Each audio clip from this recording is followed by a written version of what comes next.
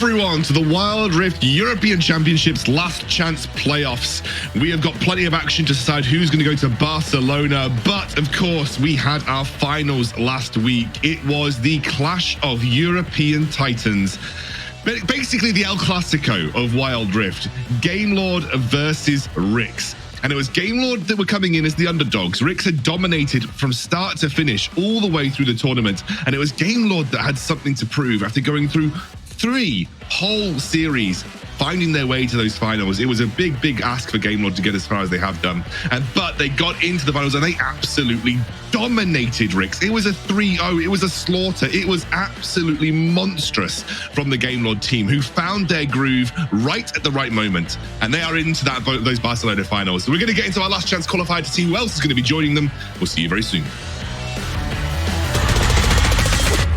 Welcome to the official RIC Games Wild Rift EMEA Championship. Everybody round, everybody round, we know we get hyped. Everybody round, everybody round, everybody round, everybody round,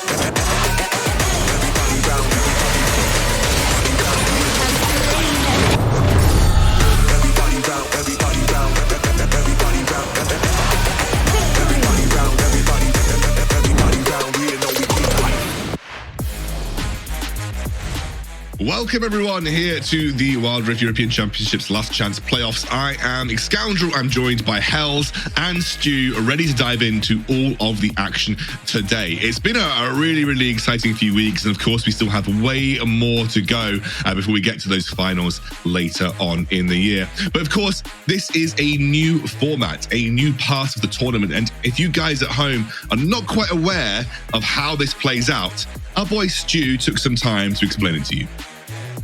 Hello everyone, Stuart here. As some of you may or may not know, there is a wildcard team that qualified for the European Last Chance qualifier. Let's take a look and see how it all played out. The Wild Rift EU Series was a community tournament organised and run by Purge Tournament. 58 European teams battled it out in open qualifiers, where the top 8 teams would make it through to the playoffs for a chance to earn their spot in the WREC Last Chance Qualifier playoffs, which is the official RIC Games Wild Rift Regional Championship, as well as a share of $2,000. The top 8 teams played in a double elimination bracket over 4 days of epic Wild Rift action. That's it! That triple kill, he is legendary! Where we saw some interesting pocket picks like Trendamere and Diana Jungle, last-ditch Nexus defenses, crazy comebacks, and so much more. But he cannot because FMG is moving as a unit 4 champions down. Zero Zone started as the underdogs of the playoffs, but shocked everyone when they took down teams like Formulation Gaming and Gamelord, not once, but twice. However, it was last year's European representatives, Team Queso, who would beat Zero Zone in the grand finals, staying undefeated throughout the entire tournament, not dropping a single game, that locked their spot in the WREC Last Chance Qualifier playoffs. This was fortunate for Team Queso because they did not make it through to the top 4 of the WREC playoffs, falling to Formulation Gaming in the lower bracket. So are absolutely done. But now they have one last chance to earn their spot to go to Barcelona. Who will make it to the grand finals in Barcelona?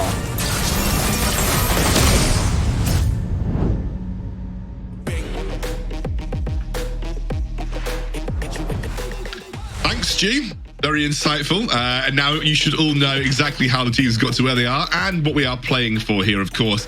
More spots on the line for Barcelona, and all the teams here clearly very excited, clearly wanting to sort of put themselves to the test. And for Queso, as correctly mentioned in the video, the Purge tournament was their avenue in. They didn't quite do well enough in the main bracket of our tournament to kind of make it to this stage in their own right. So, guys, let's take a look at that bracket. Let's take a look at where we are in this tournament so far, the Last Chance Playoffs. We've got 8 teams ready to go. And Hells, a lot of big names here as well, including RIX. Yeah, definitely. We see RIX, Team Queso, Viv Esports, Formulation Gaming. These are all teams that seem to do it, like they did incredibly well before, right? And then we have these lesser known teams and teams that got out a little bit earlier, like Clash Spain, Team Dark, Team Sapphire, and then KTRL. This is gonna be super exciting. Like, it's a last chance qualifier, but it may as well just be the main tournament as well with the games that we're getting, Alexandro. And it's some really, really good games. And of course, we've got 2 series coming your way today. We have RIX versus Clash. Clash has a player that we all know very well. I'm sure we'll be having fun with that throughout this broadcast. And we also then have Team Queso versus Team Dark, which will be, I think, another really interesting matchup too. That kind of leads me on, Stu, to where we are in the predictions, because of course there are 2 big names, I think, two sort of big organizations that are coming into these first 2 series of the day. And I think most people have gone down that avenue of expecting RIX and Queso to come out on top here, right? Yeah, 100%. I think it would be crazy if you're predicting against 2 of these teams, but you can see that. Oh, actually, Stress as well. I was gonna say I saw Carmeline say, you know, as a Spanish caster, she had to back the Spanish boys of Clash, but most of us going for RIX at Team Queso. But I think even though everyone's voted for Team Queso in the second game for today, I think that's going to be a lot closer series than our first one. Yeah, I think especially because Queso have had some issues in the main tournament, and of course they're not infallible, and I think there's definitely going to be some fighting back and forth. But you mentioned undefeated in the Purge tournament, so they're definitely coming in with their heads held high. Good strong chance of making it to the later stages of our tournament. I don't know, Stu. I know we were thinking about maybe highlighting a really, really awesome tweet from you today. I don't know if we have that tweet ready to go. If not, no, looks like we look. Unfortunately, Stu, if you want to see this tweet, go to Stu's Twitter. But but that is a good chance for me to say bye-bye, Stu. Hope you enjoy your setup. We'll see you very soon, and we can talk a little bit about some of those key moments here with Hells heading into this week's tournament. And of course, Hells, I think we need to start with the elephant in the room. It is a big, big, big new patch, right? It's a huge patch. There are so many different changes, as you can see. And like, what are we even supposed to talk about? There is just so many new changes. I mean, of course, I would talk about Jhin all day, but this is the broadcast. But what I really like is that they did buff Stormrazor. This item is single-handedly gonna make like half of the AD carries stronger. And yes, I'm saying AD carries, not Dragon Laners, AD carries. And that is definitely necessary in this current patch, because we've just seen Ziggs, Orianna, Morgana, etc., etc. Now and I'm sure the audience wants as well, we want to see ADCs, right? We want to see the Jhin, we want to see the Caitlyn's, and there is my boy Jhin. He got a massive buff. It says adjusted because they adjusted his passive, but the adjust is a huge buff. And then we have Riven as well, you know, a tiny buff. We just have some tiny changes and then some big changes, but I really think it's going to change the meta, Xcando. And I'm very excited to see what these teams are going to be doing with these changes. Yeah, there is a significant number of things that have been shifted about here on patch 3.1. And I think overall we're expecting some big shifts in the draft phase priority. Speaking of which, though, we have obviously spots on the line for Barcelona. Like, this is a really, really important tournament for all the teams involved because it gets you to those all-important live finals. Yeah, definitely. This is it, right? Like, if you didn't make it in the main tournament, you have to make it now. It's the last chance qualifier. If you don't make it now, you're out. So these teams are going to be battling with whatever they got, doing whatever they can to get those spots in Barcelona, to be able to go to that live event and compete. So that's what's going to make these games even more interesting, because there is no more last chance qualifier after this. This is the last chance qualifier. So let's see what happens, Xcando. As you mentioned, it is absolutely last chance. Now, look, I'm excited, and I know everybody's excited about the upcoming games, but none more so than Mr. Voiceover Artist himself, the LCQ, the voice of the LCQ playoffs breakdown. It's our boy Stu. He's standing by, I think, with some thoughts on the upcoming series and kind of how he sees this could be playing out, because it is going to be RIX, obviously. They were our finalists last week, so they are coming in as favorites, but I'm sure they still have some rebuilding to do, and they still have some thoughts, I think, that they need to capitalize on heading into 3.1. So I think we should be able to go over to Stu and hear what he has to say.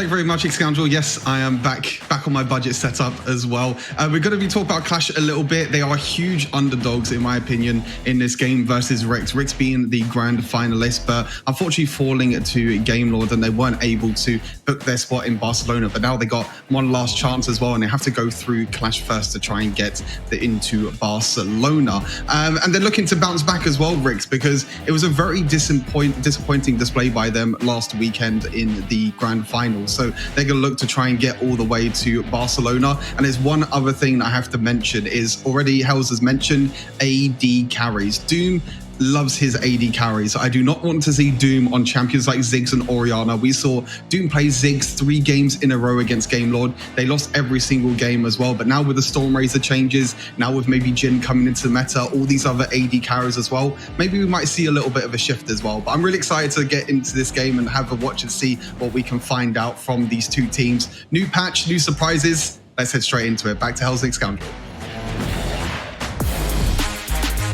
I think Stu really hit the nail on the head there. This is redemption for RIX, but more importantly, I actually think this meta does favor them more. I think Stu's completely right. Doom is an AD carry player, like Joey as well from Team Queso is an AD carry player. This meta will favor those teams that have the more traditional AD carry players better, because as you mentioned, Stormrazor, I think was ridiculous buff, but it's a good buff nonetheless because it opens up that meta a little bit more. Hells, let's think about these two teams then. I believe we could take a look at the rosters before we head into that all-important pick and ban phase. Obviously, there's a name that is dear to my heart on this roster in our boy Keys, the support player for Clash. For those of you who don't know, he's pretty active with me, Hells, and Stu, so we kind of know him quite well. But I think overall it's a little bit of a mismatch. I think that RIX clearly come in as the favorites here, Hells.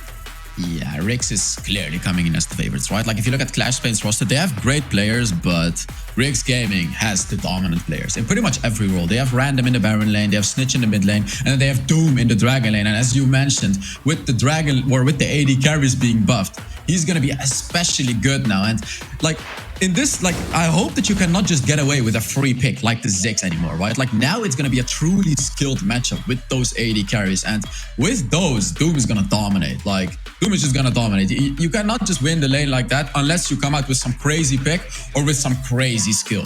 So is Clash gonna be able to do that? No, that's the real question. We'll find out later today then, huh? Yeah, absolutely. But I will say that Keys absolutely is the best support in the world, and he definitely deserves to be on the absolute upper echelon teams. And Keys, if you're listening, don't worry, we all know you're the best support in Europe. But anyway, let's talk about that pick and ban phase, because I think, you know, specifically we are expecting big changes. We're expecting differing priority coming into 3.1, and you know, Hells, this is a really difficult question to ask because we haven't seen any competitive play. There hasn't been much on 3.1 so far, and because it's such a big change and such a big shift, we are expecting pretty wildly different priorities in the draft phase. Do you think there is anything that's like really first pickable or for like really bannable heading into this? Ooh, yeah. I mean, if I'm being real honest, I would say I don't know. I can guess though, but of course I don't know because we have new items, new changes. I don't think Fiora is going to be that much of a priority anymore, because in the Baron lane, she did take a substantial nerf.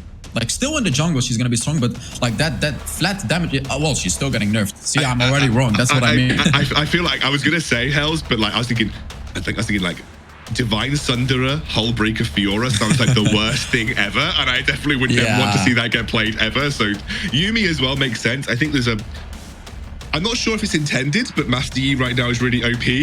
and so like Yuumi in conjunction. That's a really interesting that Graves gets banned here. I believe that you were talking about this. You may have seen Random flexing his Graves muscles in solo queue, right? Yeah. I was in a match, and I believe it was Random, where he went for Hullbreaker.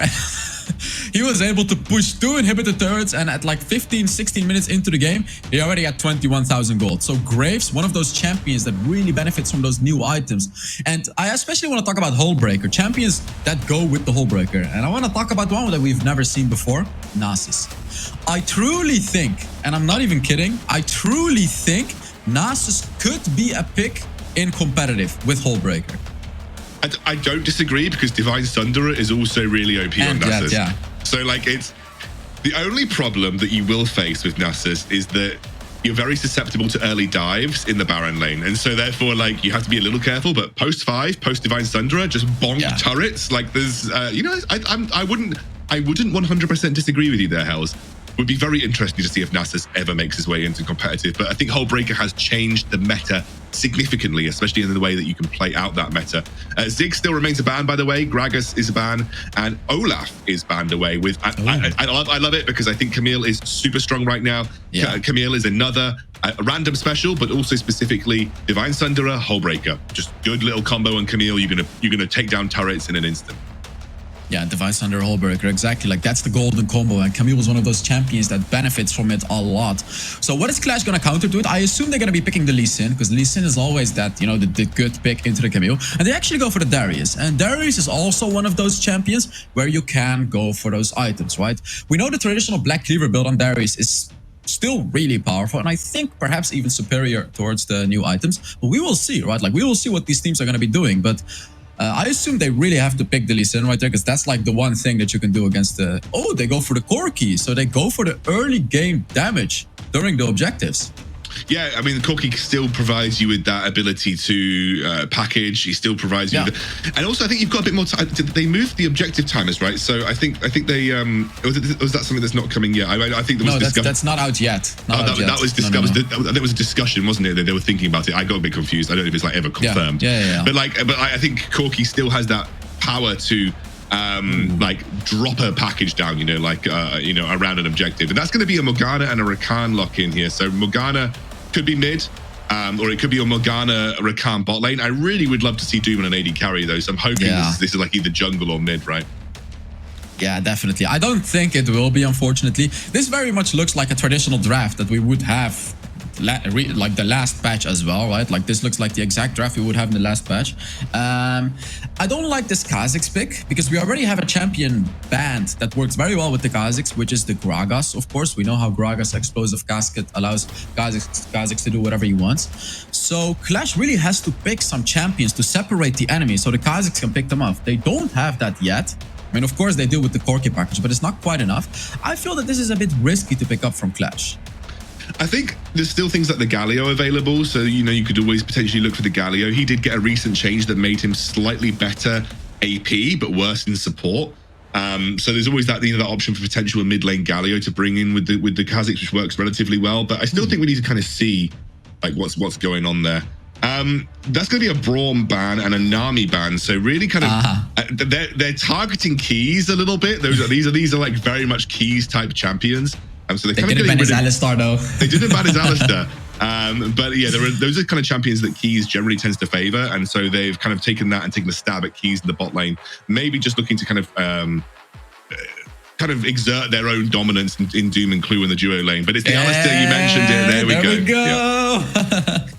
There we go. We both know how good Keys is at Alistar, right? And I'm sure a lot of the community knows it as well. But if you don't know it yet, then you better pay attention to this game, because Keys knows all the combos in Alistar. And if you haven't watched him play it yet, it's like he's playing a whole different champion. You'll see him build Protobelt and do some crazy combos. Although I do want to say, in this draft, Alistar is a bit of a rough pick, because the Camille shreds right through the ultimate, right? Because Camille deals true damage. So it is a bit dangerous to pick the Alistar right there. And then, yeah, we see the Garen as well.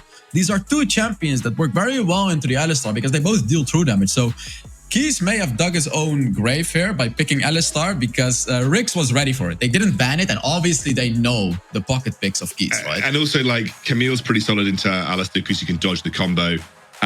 You can use the Black Shield from Morgana. Like, she's very good at like stopping a target. Very interesting that the Garen gets picked up though. He did receive some hefty nerfs. Jinx comes through, man.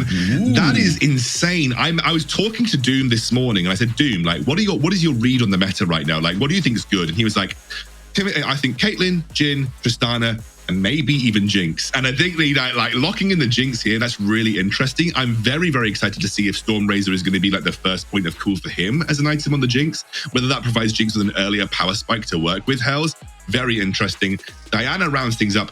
Clash looks like they're playing on a previous patch.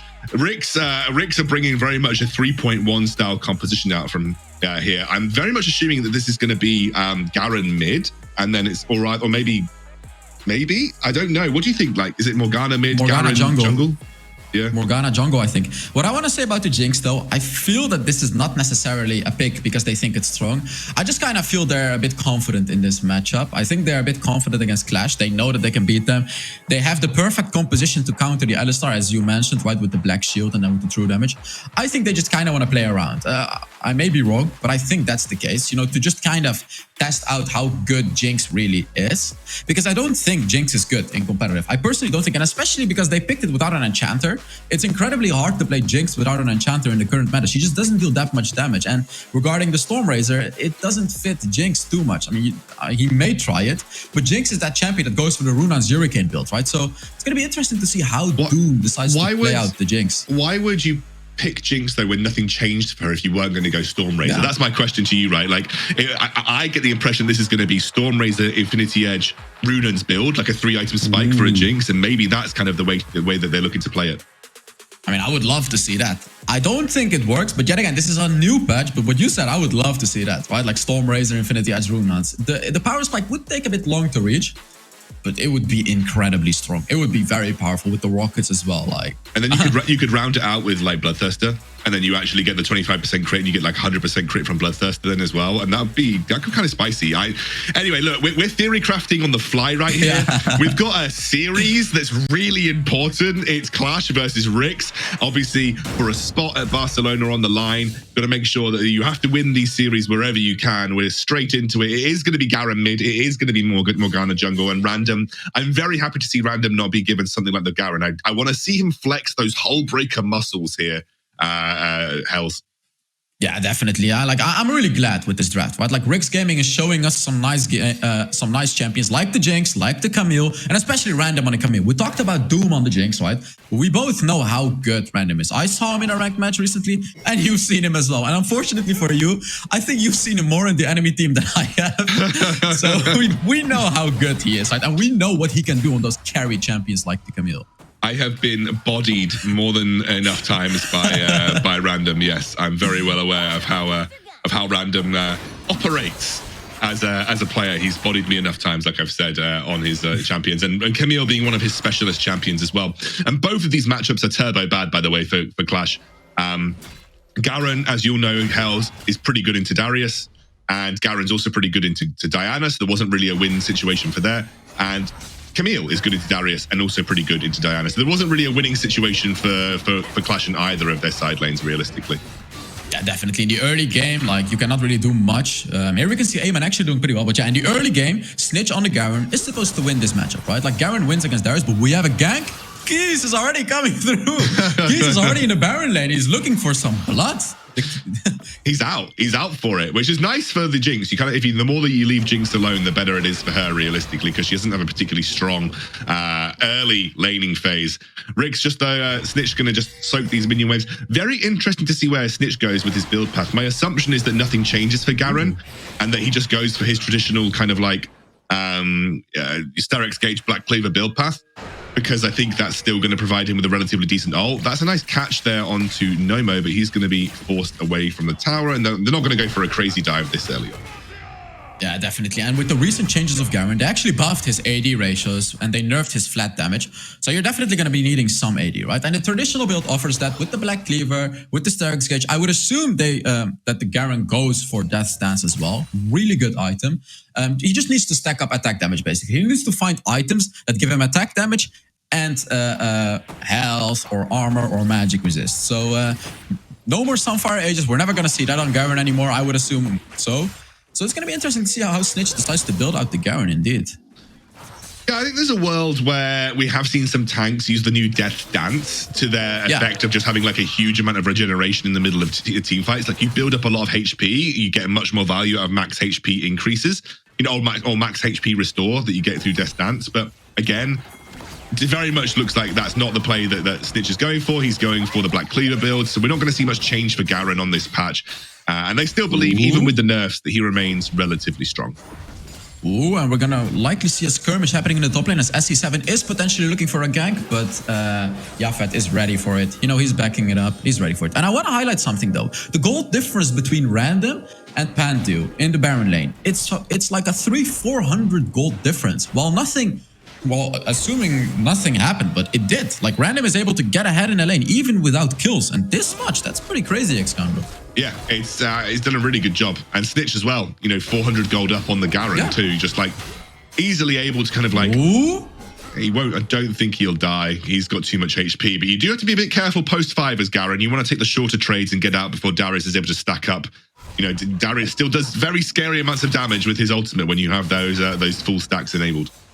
And you're right, Excandro. Doom is going for the Stormrazor Jinx build. It made sense, right? Because there's no way you'd pick Jinx with nothing changing there, but we had a little bit of an engage here. Keys forced to pop the Unbreakable Will, and we'll just back out of the fight. Keys also distraught because he can no longer spam recall on the Alistair on the Lunar Beast skin, so you can no longer do the annoying Alistair spam recall walk, and he's a bit upset about that, which might impact his performance in this series. Yeah, definitely. We know it, right? He constantly spams the recall button on his Lunar New Year skin, but Clash is gonna try to force out the Rift Herald. I feel like they can with the Corki package, so let's see how it plays out. Have a full collect of Clue. Clue tries to flash in. They luck up the Darius for the time being. Snitch there, building a bit of damage on him as well. Aiming being taken low. Actually gets backed away. Forced to flash by the Corki package. Can't quite find the executing blow on Iman, but it's enough to give RIX the advantage in the pit for the time being. Yeah, and now Clash doesn't have the Corki package anymore, which is obviously a very important part of their advantages during those objectives. So that was actually a surprisingly big win for RIX. And Pandu actually picked up the teleport this early on in the game, and I find it a very interesting pickup. This may show that Pandu is going to keep Random away, and then he's going to teleport to the dragon, and they're going to fight for the dragon. It's going to be the Rift Herald that's being focused for the time being. I wonder if that is a reflection of how maybe Random wants to play as he's forced to dive over the wall with that hook shot. Here comes Yafit trying to find a little bit of a blow. Nice little knock up there from Clue. Enough time to smite away the Rift Herald as Random will just body the retreat with the leg sweep to make sure that the rest of RIX can escape. Keys went for it, but he gets locked up. Unbreakable Will, and true damage comes through like you said. First blood on Keys for Snitch. And now the rest of RIX want to go in for it again. Another grand entrance takes down another kill. That is going up to Doom this time round. And that is a good start for the RIX roster as they now should be able to convert for a dragon as well. Yeah, and exactly that is the problem that you have as an Alistar against the composition, right? We talked about it. Random with the true damage, Snitch with the true damage. They decimated Keys on the Alistar. Whether he uses his ultimate or not, it doesn't really matter. True damage goes right through it. And that is the problem that Clash is going to be having. They don't really have that massive front line. So as you look into this replay, Keys is trying to engage. He uses his ultimate, sure, but it doesn't matter. Even though he's at half health during his ultimate, the true damage shreds right through it. And then when Keys is dead, you don't have that big frontline anymore. And then obviously RIX has the advantage in the team fight. I'm going to catch Random out again here, who has got that Divine Sunderer. Already Doom picks up another, tries to get the reset speed onto Yafits, but not going to happen. Will be the first tower. You can see Random now going in onto the Diana. There's a lockup as well. Nice little double stun. Really good play for Random in the top lane, but the flash from Panth will come out. And he will be able to get himself away for the time being.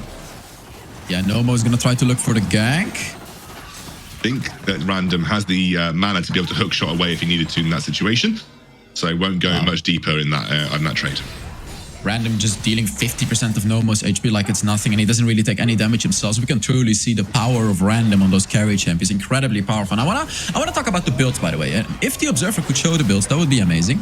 Because Clash actually went for late game items. They went for the Mana Mune, they went for the World of Ages, and we actually have a replay here at the bot lane. So let's see what happened.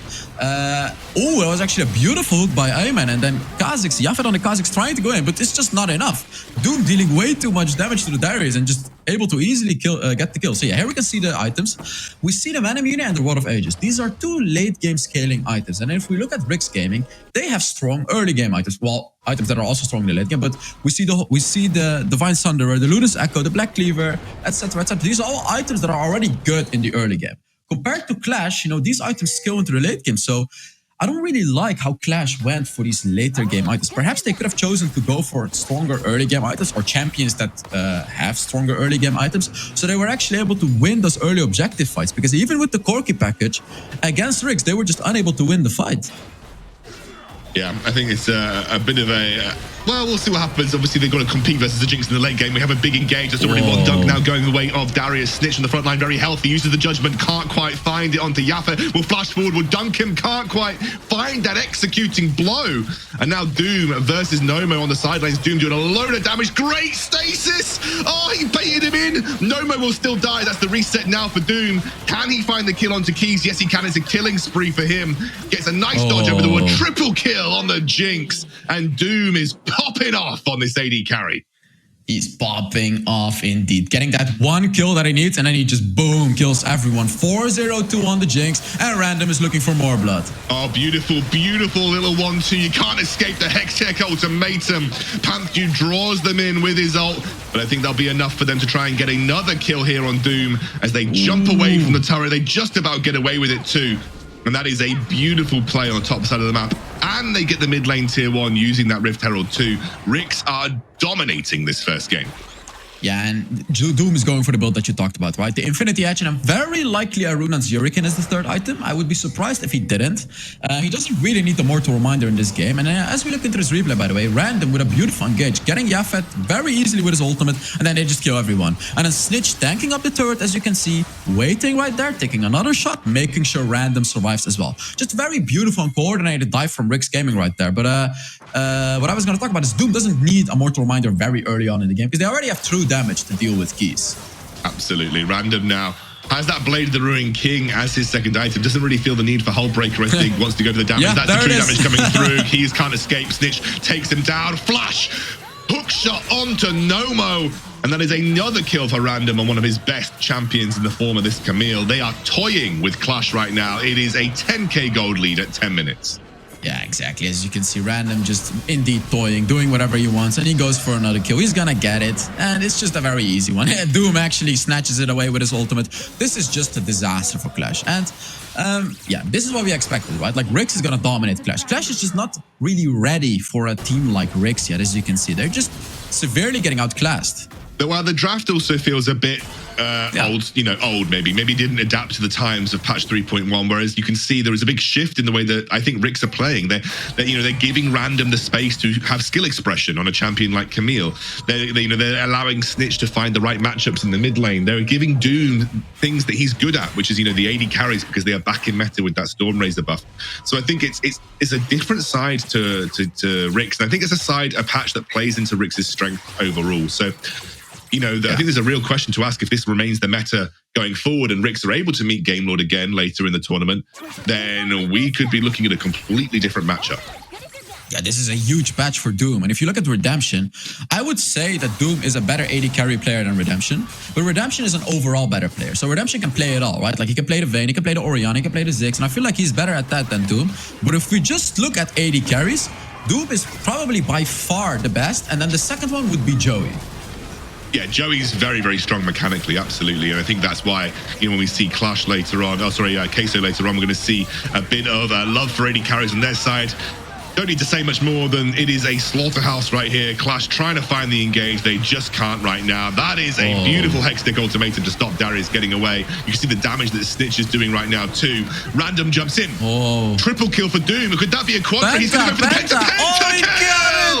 It came out of nowhere! It came out of absolutely nowhere, but a pentakill for Doom. And if that doesn't say welcome back AD carries, I don't know what does. Absolutely storming performance from RIX, and Doom way back to where he prefers to be, finds that first I don't even know what to say anymore. I was trying to round it out, but like, that just spoke for itself. Pentakill on Doom to kick that game one off. Absolutely dominating from RIX here versus Clash.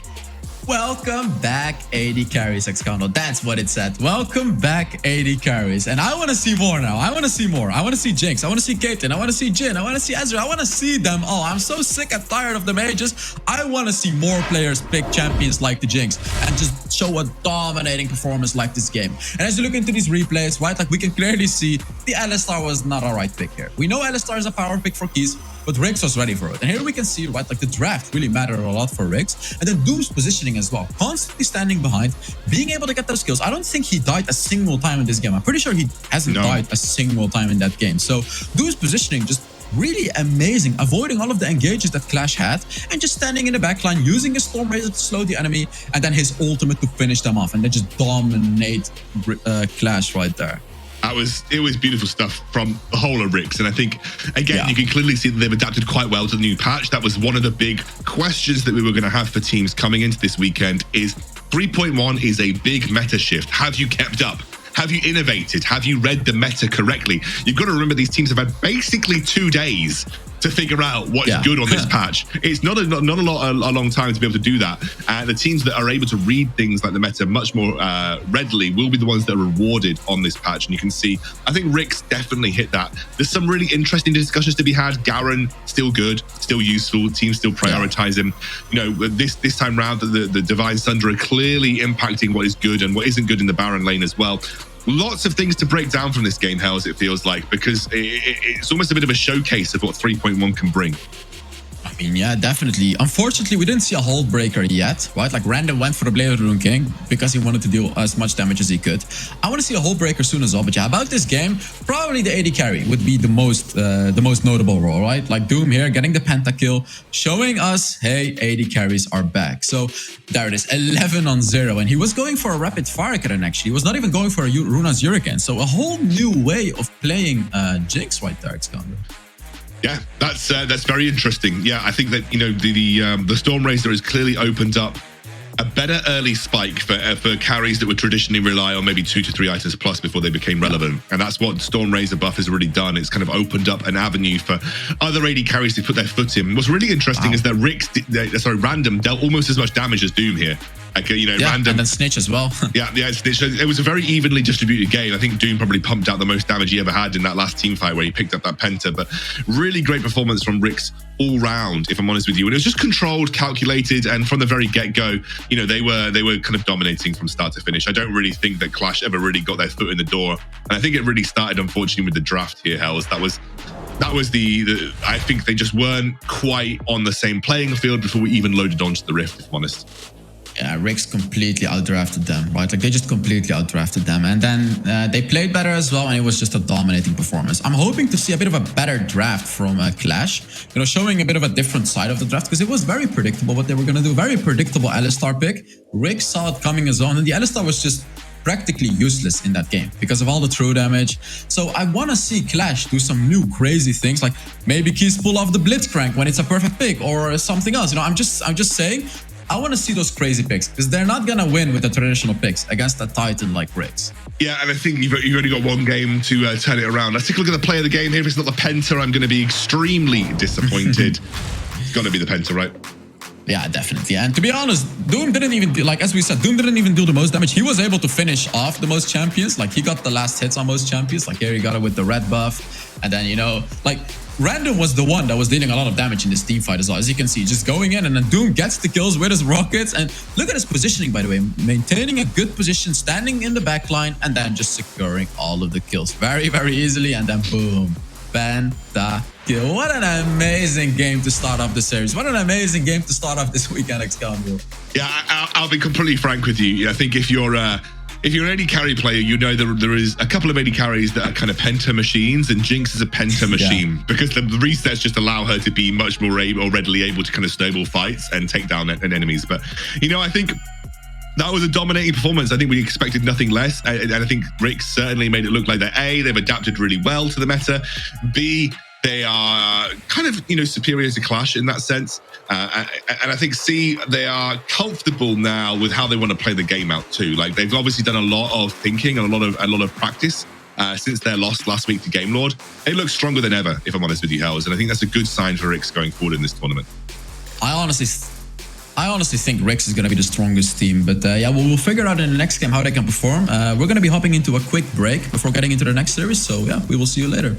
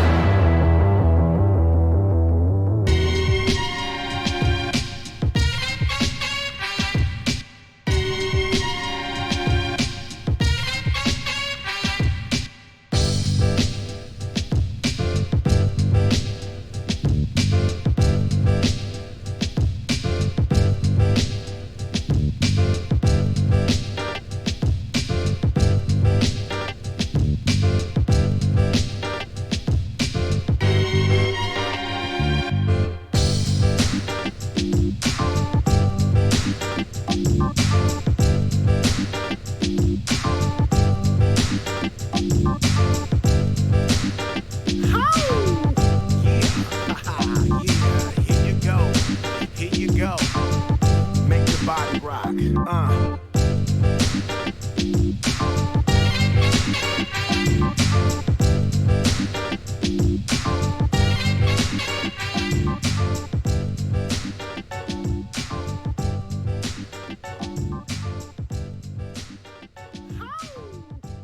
ready?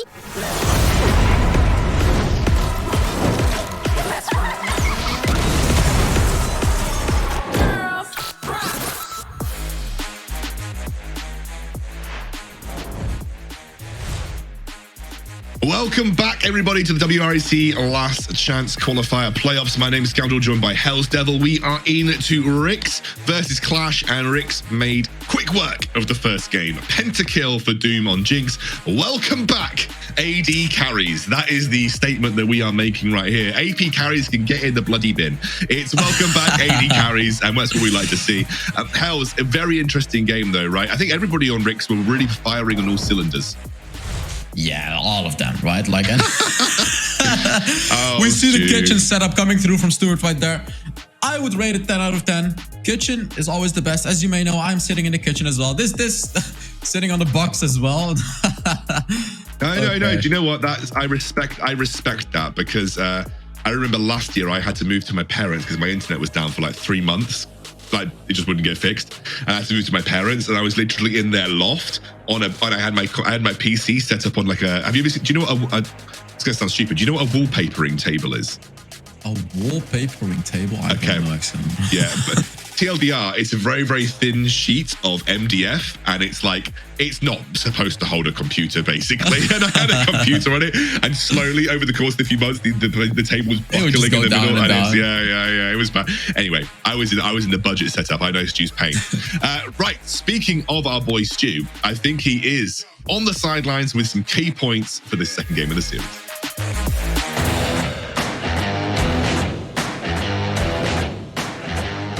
Thank you very much, Scoundrel. Yeah, my budget setup's not that great, but we're still here. I'm so excited to be able to watch these games. And that first game was perfect for someone like myself as an AD carry main. But bruisers are still key, though, it seems like. We're still seeing picks like Camille, which be really, really strong with the new Divine Sunder item. Garen, Darius, even Fiora being banned away as well. And the second point is Doom on an AD carry. We thought that it might be coming out because of the Stormrazor buffs, because of the Infinity Edge. That combo of Stormrazor plus Infinity Edge is going to be really, really strong, I think, for this patch. And it showed a big pentakill for Doom, the first pentakill as well for the WREC. And one other thing I want to quickly note about Doom on AD carry is that the Rakan Clue actually adapted his build as well. He went for Ardent Sensor first item, which gives Jinx that attack speed that he needs. And the last point is the rotations around the map. You just saw throughout the entire game, RIX were just completely dominant, taking that first Rift Herald, using the rotations around the map as well. And you could just see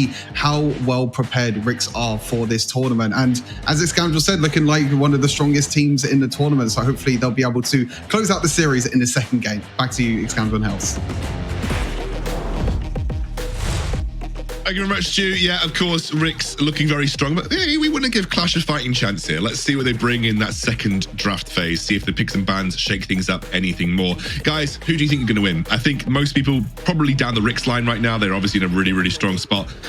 But maybe Clash adapt. Maybe Clash think about how they can approach the meta a little differently this time round. I think Corki especially is one of those champions that didn't really benefit a huge amount from the last patch. And so, you know, I think I'm less enthused about Corki as like a super high priority as like an arranged carry these days. I think there's lots more picks out there that definitely could come back in, like the Jhin, the Caitlyn, even the Tristana, who really loves Stormrazor as an item as well. So I'm very interested to see if things get shifted up in this second pick and ban phase. What do you think needs to shift? What do you think needs to change here, Hells, you know, when we get to this pick and ban? I mean, really everything. Like we talked about it, you know, they have to come with some surprise picks. They have to. They cannot just pick the conventional picks because then RIX is going to outclass them because it's just a better team. And against a team like that, you know, I used to be a pro player as well. You have to surprise them. You just have to. It's like a desperate draft for them. They have to come up with some crazy picks. They have to come up with some crazy surprising picks and make it work. And I know it's hard to do, but it's even harder to beat them the normal way, if that's how I say it. So I'm expecting Clash to come up with some crazy pick that we really wouldn't expect to see. Well, we're going to see the Morgana and the Ziggs ban here by Clash. The Ziggs still being thought of as like a high threat target. The Gragas comes through as a ban. Let's see where RIX decide to go. Maybe Fiora, maybe even Camille. Those things felt really strong, or could be really strong, I guess, on this current patch. They've got one more ban to go. RIX, we're thinking about it. Definitely one. I think I'm going to see one of those split pushing type champions banned, and yeah, it is the Camille. Yeah, they ban out the Camille because that's one of those champions. If you put it in a very skilled player, regardless of what's happening in your team, Camille can pose a very big threat and a very big problem. We've seen it happen before, right? Like how good the Camille is, the champion itself, and skills perfectly into the late game, especially with the new items as well, right? Like Camille is a massive threat in the current patch. So yeah, it makes sense that RIX is banning it out. Random can play anything anyways, so they shouldn't worry about it too much. And actually, just to ban out the Rakan. We know Keys is very good at Rakan, but RIX is basically saying, yo, Keys, we're not afraid of your Alistar. We have counters to it, so I really hope Clash won't pick the Alistar. And they actually picked the Fiora. Yeah, the Fiora, that's, again, not banned, this time on blue side, and it's another Divine Sunderer champion that I think's really benefited from this last patch. So no surprises that Fiora being prioritized here by the Clash roster. Let's see where RIX choose to go with their first rotation. Graves is up. It could be your boy Random's Graves. I know where he's going. He's going in the Baron lane. I've already seen it in my ranked match.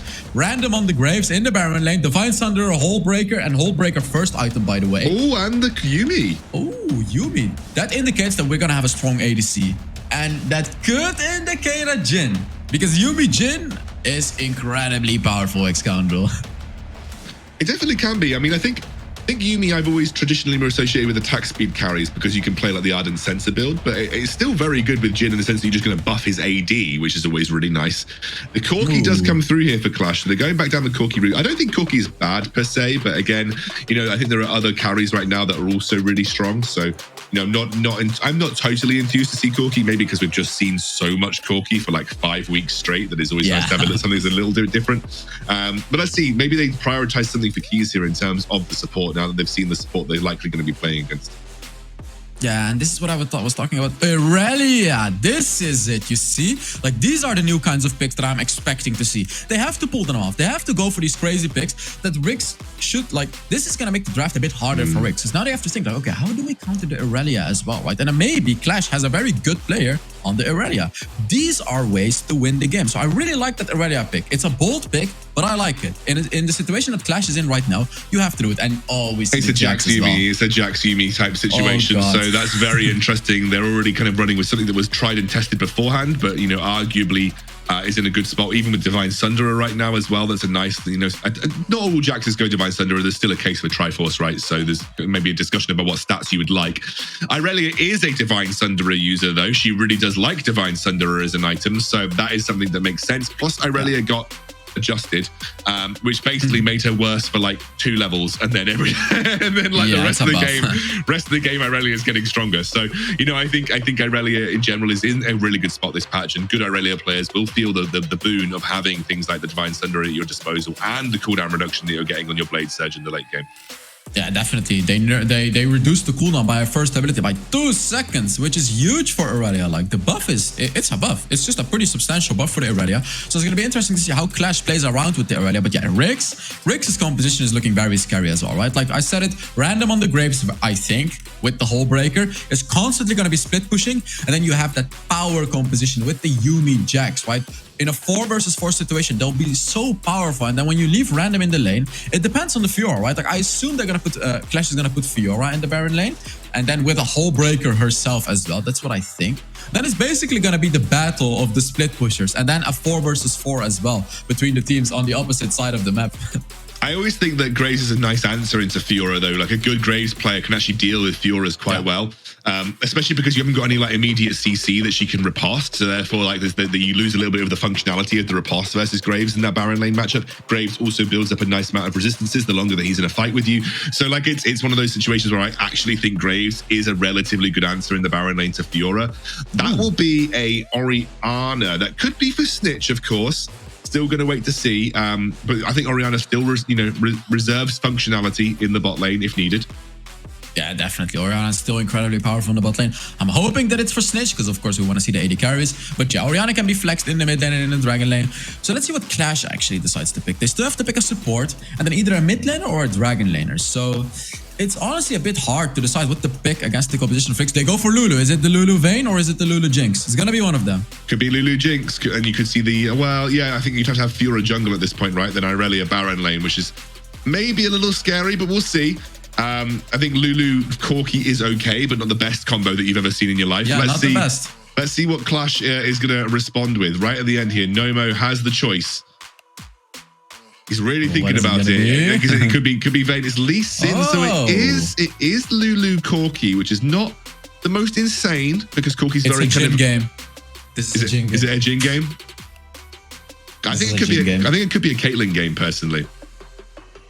This is a Jin game, Xcondo. Oh, okay. It's happening. Jin versus Caitlyn. Who wins? You decide.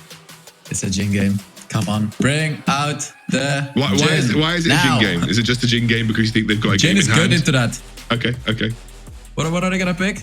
Riven. Okay. Because Jin is pretty good into Lulu, and then Jin is also pretty good into the Corki. They don't have a lot of range, so Jin can kind of play the lane safe, and every time he trades with them, he can very easily trade with them, especially with the Lulu. But it seems like they're going for the Orianna in the Dragon lane, and I would assume Graves in the Baron lane, Jax in the jungle, and Riven in the mid lane. Very interesting, and I'm especially interested what's gonna happen in the Baron lanes in this game, right? Like as we talked about, the split pushes, right?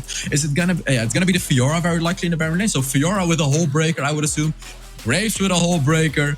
Who's gonna be the better hole breaker, right? This is gonna be a very interesting one, XCOM. This is gonna be an amazing game. Yeah, I think something that also that we didn't get to see as much of last patch that I actually am quite excited about is the fact that 2 patches ago, Yuumi was buffed to empower AP carries a little bit more effectively, especially high scaling AP carries. So Yuumi plus Orianna is actually kind of nutty and kind of disgusting as the game goes into the late game. You know, you look at the RIX's comp and you're thinking that late game looks absolutely filthy. And you know, their team fight capabilities, like what they can do in objective fights, looks really strong. I think the benefit that I think you maybe see for Clash is you maybe look towards having like strong side lane presence, maybe like strong dive presence onto the back line, but still think I'm favoring RIX's comp even though they are the better team as well. Yeah, I definitely favor RIX's composition also because Lulu Corki, I don't believe in it because Corki likes to shoot out abilities. He's not the basic attacking champion because he doesn't have a lot of range. You know, he's just not the type of champion to pair up with a Lulu. So I would definitely favor... Doesn't get much value out of attack speed is kind of the way that I frame it, right? Yeah, definitely. He doesn't, right? Like we know he doesn't have a lot of range. His basic attacks are not really a massive threat. It's more his abilities that are a big threat. So let's see. Maybe they're actually going to use the Lulu to buff Pantheon on the Irelia because that is definitely a thing that you can do. And we've seen it in the past, right? Like where a Lulu actually doesn't buff the AD carry, but Lulu focuses more on like a mid laner or the jungler or even the Baron laner. You can see Clue here with Doom on the bottom side of the map. Interesting little matchup here that Snitch is actually playing Jax mid, by the way, into the Irelia, which I actually quite like because you can kind of prevent the level 2 all-in easily just by using your counter-strike, which is always nice. And also just a little more interesting about how they maybe transition Snitch into a side lane. Yeah, random early on. It's interesting how they maybe transition Snitch into a side lane very early on here. That's kind of like, to me, makes a little more sense in the sense, I think Snitch maybe just got to be a bit careful here. Almost mistimed his counter-strike in that sense. But obviously we know that like mid laners generally tend to rotate early on, right? The meta is still rotate out of the mid lane to go into a side lane. So you might even see RIX or you know, put Snitch in a side lane and think about just playing a Hullbreaker build on the mid laner because that's going to be where he spends a lot of his time in the side lane anyway, because you're going to put Doom in the mid lane eventually, right? Yeah, that's true. They're indeed going to swap the mid lane. And I mean, I would love to see that, to be honest. Like, Snitch going for a hole breaker. And if even Random goes for a hole breaker as well, it's kind of like, that could be a split pushing madness. Literally, the ultimate 1-3-1, right? You have your 2 solo laners just like being madmen in the 1-3-1. Gotta be a bit careful here. Iman doesn't jump over the wall, gets locked up, does have the rest of his team coming through though. RIX already taken down low, SE7 taken low as well. Red team first blood goes over to Random. They try and take down SE7, but he gets away, he gets the shield. He actually gets away with it as he stuns him up to that 2-second shield, providing massive value as he actually outplays and smites onto Pantheon. It is a decimation around the Rift Scuttler for RIX. Oh no, and Clash was unable to get that one kill on SC7, which snowballed into losing the entire fight for them. They were just desperately trying to get that kill, but meanwhile, they gave away 2 kills to Random and then 1 to SC7 as well, and then this is an absolute disaster for Clash. And as we look into this replay, RIX had a very good engage, but then the counter engage was actually incredibly well by Clash as well. As you can see right there, dealing a lot of damage to SC7, but SC7 flashing behind his teammates, running away with just a sliver of health, and then using that barrier, smiting the scuttle crab. Yeah, exactly. Smiting the scuttle crab as well. He's just not dying. He's not dying, and he's able to bait all of the enemies, all of the people from Clash, and they got 3 kills right there, Excalibur. What I really loved is that actually there was a change that happened to Riven on last patch that increased her shield by 0.5 seconds. And I don't think they're actually gonna dive. They are going for it. They're gonna get the kill as well. I was not expecting them to go for it, and I think maybe punished slightly, because that will be a kill now going the way of Panthu, but he does get a lot of minions denied. Snitch is pushing. yeah, he gets a lot of minions denied to turret, and as you mentioned, Snitch might even get a plate out of this. And it seems like, Yafet is trying to go for it. He's trying to go for it. The counter-strike comes through. I think Yafet was maybe looking to make the kick happen under tower, but as we mentioned, Clue in the side lanes, just happy to buff Snitch up and keep him safe from any harm. And Random is actually going for a Black Cleaver, so he's not choosing to go for the Hull Breaker early on. He could still build it later on, but it seems like RIX is not going for the massive split pushing composition. I'm not sure, honestly. No, never mind. I believe Snitch is going for the Divine Thunderer on the Jax with that build. Yes, he is, yeah. He's going for the Divine Thunderer Jax, as I mentioned. It's something that Jax actually does like. Triforce stats are nice, but they're not the be-all and end-all, and actually Jax does prefer to have a bit more HP and tankiness as part of his kit. So the Divine Thunderer Jax also gives him the healing as well, as part of that Divine Thunderer, which is really nice. So Divine Thunderer Jax is definitely one of those new additions that you're going to see a bit more of. Double Black Cleaver, by the way, comes out for Rhythm. Wouldn't be surprised to see Hullbreaker as a potential second item for Random. I don't think you generally tend to see too many like straight up first item Hullbreakers. So maybe Random works towards it as his second item of the game. And Excalibur, how about a Hull Breaker on SC7? We've seen previous games from RIX Gaming where SC7, especially on the Riven, chose to actually split push quite a lot. We've seen it happen before, and even though it seems like a troll build to go for a to go for the Hull Breaker on a jungler, could RIX actually pull off a pick like that? I mean, they definitely could. I think, as you mentioned, they've got a lot of flexibility in this team. Snitch fancies his chances here. Has got the rest of his team coming down, gets kicked through, has the Sonic Wave on top, now forced to flash away as Yafet's going to chase him down. Snitch. He will drop to a phosphorus bomb. And the rest of SC7 and Snitch, or rather RIX, couldn't get in place. Trying to go for the Lee Sin here, use that Lost Jab. What on earth was that Shockwave, Doom? But regardless, Yafet now being chased down, jumps over the wall, will have the mobility to escape, one assumes, as I don't think Doom will be able to do enough to chase him down. That was actually very good from Clash right there. They're making a bit of a comeback right there, getting that dragon for free. And I want to highlight, they actually jumped over the wall. Lee Sin jumped over the wall so that RIX wouldn't be able to see that he started off the dragon. And now RIX is probably gonna get a turret for it, although Panthu is gonna not try to defend it actually. So yeah, RIX is getting something back for it. They didn't get the Rift Herald, by the way, which is still a pretty good pick for Clash if they can. But yeah, they are getting a turret back for it. And we know dragons have become a little bit weaker in this patch, XCon, where every single dragon buff, they nerfed it by 1%. Yeah, I think, like, as I mentioned when I was talking about this, I think that doesn't really diminish dragons as an objective. Like because they've basically just made it weak overall, but they still provide you with something, right? So it's almost like there isn't a reason to avoid them, is what I'm saying. I think that the idea was that it was supposed to make them less attractive compared to, let's say, the Rift Herald, for instance, right? And you can see for RIX that they were not bothered about setting up for the dragon in this particular instance. But I think in general, dragons will still remain a relatively important objective because they're just there at the end of the day, and they do something. As the shotgun comes through into Nomo, actually a lot of damage dropping down on the RIX roster. They're trying to brute force their way through that mid lane tier 1, but can't quite get away with it. Ooh, and Panthu nearly catching out Doom, and unfortunately wasting his ultimate. Beautiful flash by Doom right there, avoiding the death. Random already has a turret, and we saw how strong he was. Random was in a 1 versus 3 situation, but he held his ground. And Random already showing what he's made of on that Graves. Well, you mentioned it. It's something he's been practicing in solo queue. Feels very comfortable with the top lane Graves, which I think is making a slight comeback due to that Hull Breaker, like you said. And Random has not opted to try and join teamfights here, and instead you're actually seeing him cycle farm those Krugs on the top side of the map, which indicates to me that they are very much looking to utilize Random in the side lane for the majority of the time this game. Yeah, and if the observers could show the builds real quick, that would be very helpful because there it is. I don't think he's going for it, Alexander. No, he's I don't not. think he's going for the Hull Breaker. He's going for Bloodthirster, surely, because that's a great item for Graves, right? So he's going to go for the Bloodthirster second. I was hoping to see some Hull Breaker. I think it is a really strong item, but he is kind of mostly sticking to his side lane regardless. And it looks like Snitch has made that same transition down towards the bot side of the map. We are definitely entering 1-3-1 territory with, as it looks like, Clue just roaming across the map to support his team where he feels that he's going to be strongest. By the way, another thing that I want to highlight about the builds, Excandro, is this time Clash has taken a different approach with the builds. We talked about it during the first game. In the first game, Clash went for the Rod of Ages, Man Imbues. Keys went for the enchantment. This time, Keys went for the early game item. Staff, boom. Cheap, strong early game item. Corki went for the Essence Reaver. Boom. Strong early game item in already. So now Clash can actually fight that roster of RIX Gaming because they already have the strong items, not the scaling items. You cannot go for scaling items against RIX. Now they have the strong early game items. It's a flash kick onto Doom. It was spicy from Yaphet, and now they're going to take down the Yuumi as well. But here comes SE7 looking to get into the fight. He'll get taken down very low. Snitch and Random versus the world. Low HP bars all over the place. And it's Random that's popping off right now. A blue team double kill for Panthew, but a triple kill for Random. Snitch picks up another one. They're looking for a quadra. Random on his Graves is absolutely unstoppable. Dominating Random in the top lane. And it'll be a shutdown for Snitch too.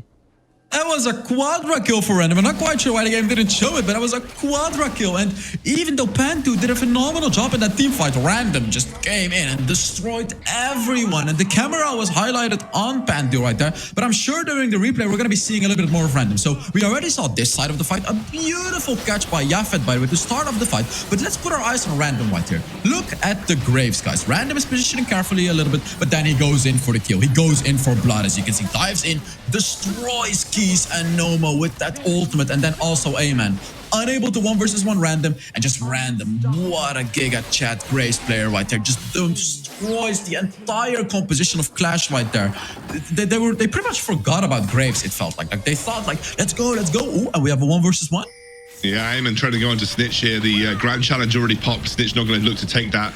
You're going to see the rest of Clash move up towards the top side of the map. Snitch is aware that they were coming. There was a ward in the Tri-Brush. They're trying to catch out Yaphet here, though. He gets locked up by the Chapter, and Random picks up another kill. He's godlike in the Baron lane. 2 excellent games from Random, I really feel, across this series. And he's going to start knocking on that tier 2 tower in the bot lane. Just look at how much damage this man's doing on the Graves right now. It's pretty filthy. Like, honestly, it feels unfair. Like, seeing Random play the game, it just kind of feels unfair. This guy is just so good. It just feels unfair to be playing against him, because Ivan is also an incredibly good player, but it feels like he has no chance. And now we see it, Excandro. Now we see it. The Hull Breaker on Graves. And this is going to change the game, because the Hull Breaker provides a lot of bonus damage to deal towards turrets. It buffs your minions, and it buffs your armor and magic resist if there's no one near you. So now I feel RIX is just going to leave Random alone. And I can guarantee you, Excandro, I can guarantee you that within I would say 4 minutes, Random will have taken 1 inhibitor turret at least. Yeah, I'm loving it. I'm loving seeing this. Death Dance being picked up by both Snitch and SE7, by the way. Very interesting to see that Death Dance is still being prioritized. I guess there is a lot of, in this game, there's quite a lot of armor, so it makes a lot of sense. Look at Random go, though. Yeah, look at Random. Someone's going to go protect this. I mean, the siege minion is unkillable. That's another tower dropped for the time being. Random is in full split push mode, and you love to see it. New tactics being used in Wild Rift. Iman's trying to find the engage. Happens here. He flashes in, pops that Grand Challenge. Random actually being taken down, gets kicked into the wall. Here comes Yaphet as well. Random does have that Bloodthirst for the time being. He drops back. The Sonic Grave's still going. Random's still going. Random is still going. What an absolute beast right now. Does get dropped down by Keys eventually, but the rest of RIX will clean up. Nice little penguin emotes from Keys as he knows he's done for. Random still going in that engage and potentially opens up Nexus turrets galore. I think Snitch even picked up a kill in the middle of that fight too. Yeah, exactly, Excandro. This is what I saw in my ranked match as well. Random constantly split pushing, and that's exactly what he's doing here. And they're looking for the dive, just getting that free kill on Noma right there. RIX is just dominating this game, and I feel Clash has no more chance to make that comeback, because Random is going to be pretty much unkillable unless you're in a 1 versus 4 situation. Because with a Hull Breaker, you know, when Random is alone, he's massively buffed. He gets a lot of armor and a lot of magic resist, but Jafet is looking for an engage. He's looking for an engage here onto Doom. He does not have the mana to work with right now. Flashes across the wall. The Lost Chapter comes through too. And they kick SE7 to safety with the Yuumi attached. Thank you very much, Lee Sin. You delivered me to my own team. He kicked the Yuumi to, yeah, he kicked him to his own team. So, look at Random. Absolutely fair it is, by the way. Walking in the middle of the jungle, just snatching away the red buff while none of his teammates are here. And this should show you how comfortable Random is on the Graves, right? Like, he knows his limits and he knows how far he can go. And I would assume when a next dragon spawns, he's going to be moving to the top lane. When the Baron spawns, he's going to be pushing the bot lane. That's what he's going to do. And he's taking the jungle away as well, just not giving a single chance to kill him. And I honestly feel, even in a 1 versus 3 situation, Random may actually come out on top, Excalibur. I genuinely think Random's in that spot right now with, by the way, 13k, 14k gold, which is like almost double some of the members on Clash. He is in a dominating spot. He's knocking on the inhibitor tower. He's permanently keeping Iman locked up in that side lane. And of course, you can see that no one from RIX going near Random to ensure that Hull Breaker is getting maximum effect. Random is in terrorizing mode. Oh my. Just takes Iman down to a minuscule amount of HP. Watch these siege minions. They're doing the work for him. Random gets the inhibitor tower. Keys almost dying too. Does drop eventually with Panthew going down as well. Here comes Snitch for the time being. Nomo going to be the target. Doom gets locked up. He's been a bit of a punching bag here for Clash, but it doesn't matter because the rest of RIX are just dominating from start to finish. That'll be another inhibitor turret you can't help but feel. Eamon ticking down very low. Doesn't even manage to time the riposte, but will take down Snitch very close to going down. The shield actually comes through onto him, and now Iman will drop. Beautiful knock up at the end there, and that's going to be yet another inhibitor tower. Lost Chapter to just clear the wave. I think they're going for the end right here, right now. Yeah, and this is also saying, welcome split pushing meta. RIX Gaming is basically welcoming the new meta with these games, right? Like in the first game, welcome AD carries, and now welcome split push meta. In this game, it was Random that showcased how powerful the new item Hull Breaker is and how it opens up several different playstyles compared to the old, just go for the objectives, fight for the objectives, boom, boom, boom. No, now you don't have to anymore. Get a Hull Breaker on one of those champions and split push. So I really love those games from RIX, really showing that like now we have a lot of different things that can be done. Absolutely. I mean, I think that's what I loved about this new patch is that it's opened up different tactics that you didn't get in Wild Rift before. I mean, admittedly, maybe Hullbreaker might be a bit too strong. Maybe there is some things to look at with that item. But nonetheless, it's really nice to see that people can have individual skill expression now. Like Random is an individually skilled player, like absolutely, you know, one of the best in Europe. So the fact that he now gets that opportunity to just flex his muscles in the side lane without being dragged to every single objective fight that ever exists is fantastic, I think, for both him and for RIX, because it opens up different picks, opens up different playstyles. And in this game, you saw it work to its absolute perfection. Random just 1v3ing on the Graves, the Hull Breaker allowing him to take towers for free. And it just meant that, you know, when you've got these strong solo laners now, Hells, you actually have to be worried about what they can achieve by themselves. Yeah, Nexano, you know what I also really love about this new patch, especially with RIX? This patch perfectly plays into the hands of RIX. Like as we said during the last game, Doom on the AD carries, but it's not only Doom, it's also Random. Random is also one of those players that can absolutely hard carry games, split pushing or whatever, right? Like whatever. And he plays those strong champions like the Graves, right? He plays those strong champions like the Camille, like the, you know, all these bruisers that can hard carry compared to just the players that like to play the safe tanks, right? Like, because we've seen a lot of tank meta in the Baron lane, you know, with the Garen, with the Darius or whatever, you just play a tank. But now the carry meta in the Baron lane works as well. Random showcased that, and this works really well for RIX because they have the players to back up metas like this. Oh, they absolutely do. And I think RIX showcased what they're capable of throughout this entire game. Really interesting that I'm seeing the Death Dance come through. I didn't think I would see as many Death Dance, but in this game, I think you're getting value from the armor because you're going up against a lot of AD. So maybe we could keep our eyes on Death Dance. Pros potentially leading the way with what that item can actually do and what that item can actually achieve. Brilliant game, I think, overall from RIX. Great series from them. It was quick, it was decisive, it was clean. And I think they showcased the strength of their roster overall. 2-0, every game felt like it was just theirs from start to finish. That's the RIX that we want to see coming into the last chance qualifier playoffs, because we need that team to be on full firing cylinders to be able to, you know, provide a good contest to the likes of Game Lord, you know, when it comes to the finals. If, of course, RIX can keep this up and qualify for it. Yeah, definitely. And also another thing in the new patch, by the way, Xcandro, if you're winning the game, it's now harder to catch up as the loser team because they made it. They changed the experience game. So yet again, like this honestly feels like the patch for skilled players. And what I mean with skilled players is like the individually skilled players are really gonna be able to excel their game because now you just can't get away with playing some safe late game picks. You know, playing a tank, waiting for the late game. No, you will get snowballed to hell in this patch, and we saw it happen. I'm just very excited. So what we're also about to see happen is the play of the game. So let's take a look at it. I think there's two in my mind here, Hells, that it's going to be.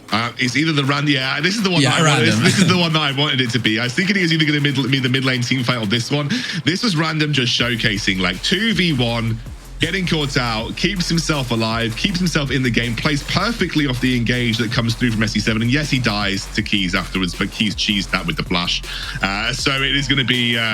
I love that play. That was just a pure showcase of what Random was able to achieve this game as well. So massive play that I think really was beautifully mechanically executed by Random too, which was awesome. And that kind of leads us on to, look, I'm going to be real with you. We have an interview first, actually. So I think we're going to go over to Stu, who's standing by with Mozilla from RIX to talk a little bit about that game.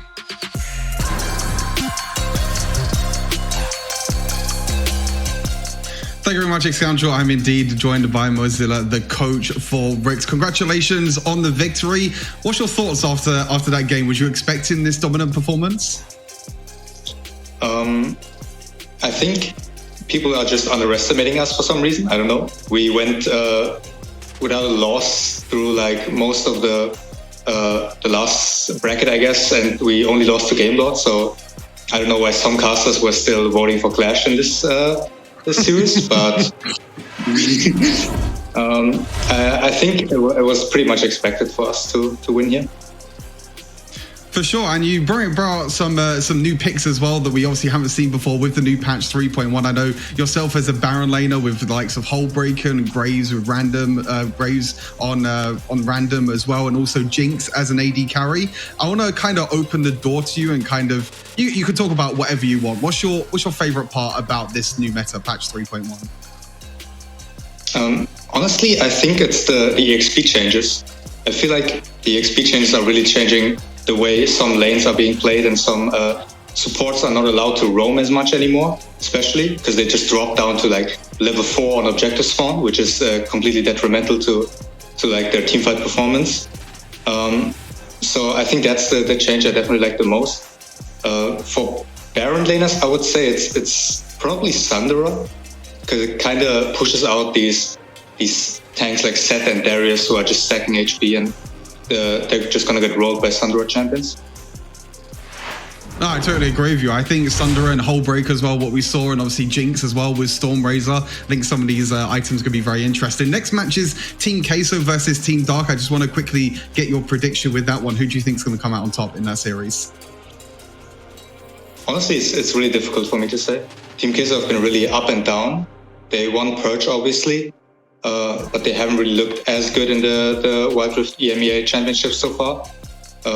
So I'm probably still going to go for them. I know it's a bit weird with what I said, but I think just still slightly better than Team Dark. Awesome stuff. Congratulations again, Mozilla. Good luck in the next round of the Last Chance qualifier. Hopefully we get to speak to you again soon. Thank you. I don't know who was underestimating RIX, but certainly wasn't me. God, stress. Anyway, I think it was a good interview there from Mozilla, and good to get his insights on the game. And I agree, the XP changes were really really impactful, because it definitely changed the way that these lanes were played out. Let's take a look at the MVP from that series. I think it's pretty obvious who everyone has chosen. Yep. So I'll let you do the honors, Hells. It is, drum rolls, Random. Of course it's Random, right? Like in the first game, we already saw Random dominate Clash. I mean, of course it was Doom with the 11-0 performance, but I want to highlight that I feel Random did more in that game. Doom was just able to get the finishing blows. But then in the second game, we saw Random on the Graves, no chance. Absolutely no chance for Clash to even do anything against him. The only way they were able to kill Random is by giving away 2 deaths in a 1 versus 3 situation, and then like barely, desperately getting it with the Lulu. So Random just showing what he's made of. And I want to see more of this guy, Xano. I want to see more of him. Like, here is the play that I was talking about, right? Like, Yafet and Ayman trying to kill him, but they can't. They just can't, as you can see. Both of them were just unable to kill him. He flashed away and then got both because then Keys getting the kill, but just Random. What an amazing performance. I think you're right. I think Random deserved this. I think in the Camille game had a lot of impact that Doom was able to capitalize on. And I think in the second game clearly was showcasing the strength of why Baron laners have been given so much opportunity this patch to kind of showcase their stuff. And I think that's awesome to see. Well, I mean, that's it. That's our first series. Felt like it was over in a flash because it kind of was. The RIX 2-0 clash in our first series of the day, which means we've got Team Queso versus Team Dark coming your way very shortly. Might be a closer series, you know, might be a bit more on the line between these two teams. I'm very excited to see how, especially with Joey, how they adapt to this AD carry matter. But, you know, I think for the time being, guys, let's take a very short break. When we're back, second series of the day. We'll see you soon.